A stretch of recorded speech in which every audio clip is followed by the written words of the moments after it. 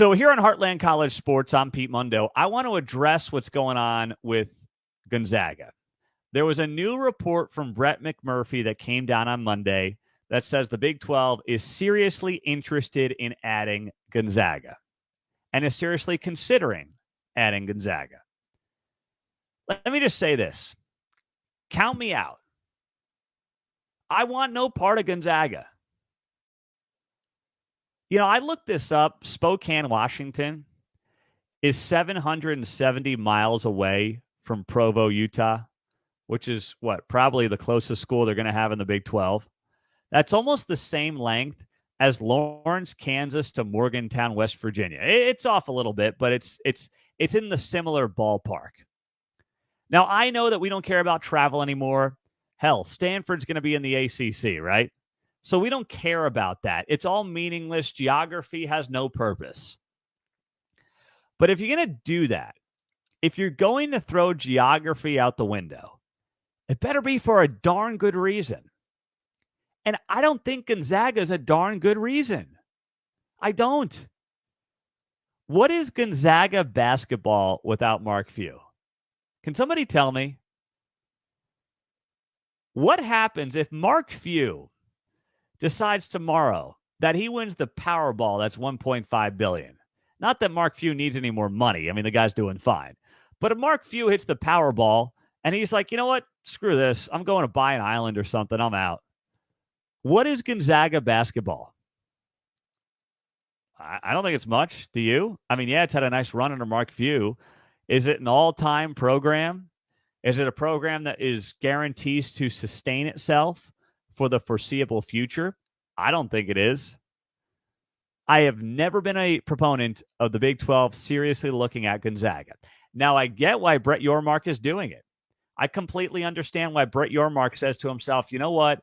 We can't compete with the SEC in basketball or in football, but if we can create the super conference of basketball, then you know what? Let's do it.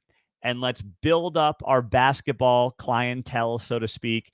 And then we've got more negotiating chips when we go to market around 2030 with our next contract. And we can split football from basketball, and we're off to the races. I get it. But Gonzaga is not that program. By the way, how old is Mark Few going to be then? 67 years old. Mark Few is 60 right now. Do we think that Mark Few is going to be Jim Boeheim doing this till he's 80? I don't know, but I'm not going to mortgage my future on hoping Mark Few wants to coach basketball at Gonzaga for the next 10 years. I don't want to do that because I don't know what Gonzaga is if Mark Few leaves. I also don't know what Gonzaga is in a major power conference. How many times does Gonzaga soil itself in March Madness when they play real competition and they're not fluffing it up in the West Coast Conference all day? I mean, they have been ripe to get picked off as, frankly, an overrated seed. Those are facts. Never mind, you put them in the Big 12. Here's what Gonzaga does in the Big 12. Gonzaga comes to the Big 12, and Gonzaga, I'd say there's 18 conference games.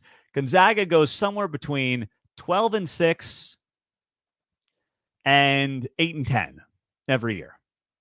And they're okay. And maybe they get to March Madness.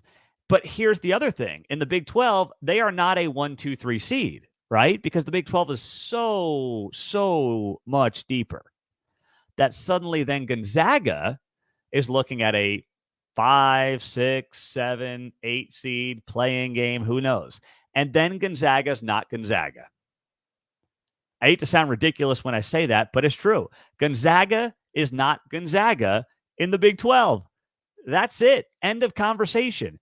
And without Mark Few, I am in no way convinced Gonzaga could even maintain what Gonzaga has become. So I don't get this for the life of me. I don't understand it. I think Brett Yormark has done incredible things for this conference. I think he is the commissioner that this league needed at the absolute perfect time. But when I saw this report from Brett McMurphy that Yormark's continuing to push Gonzaga and the presidents are at least open to continuing the conversation, I'm like, why? Why are we doing this? Seth Davis also had it, by the way. Seth Davis had it first. I want to give him credit where it's due. That he said, Yormark presented this case at last week's Big 12 meetings in Dallas. He encountered some skepticism, particularly at the timing, but he received permission from the presidents to continue those negotiations. The Big 12 is bringing in Houston and Arizona in basketball for next season, or, Houston this year, Arizona for next year. And obviously this would have and make the Big 12 the best basketball conference in the country, bar none. But do you really need Gonzaga? And then, by the way, they'd also potentially join for baseball, women's soccer, volleyball, men's and women's tennis. Does that make a lot of sense to you? Geez, I can't wait for Oklahoma State to ship its men and women's tennis team 1,200 miles to the Pacific Northwest for Gonzaga. Once again, for Oregon, for Washington, sure, let's have the conversation. To add Gonzaga, a basketball-only school that will no longer have the chops or have the aura of what Gonzaga basketball has become in the Big 12, no thanks. No thanks. Count me out. I don't get it.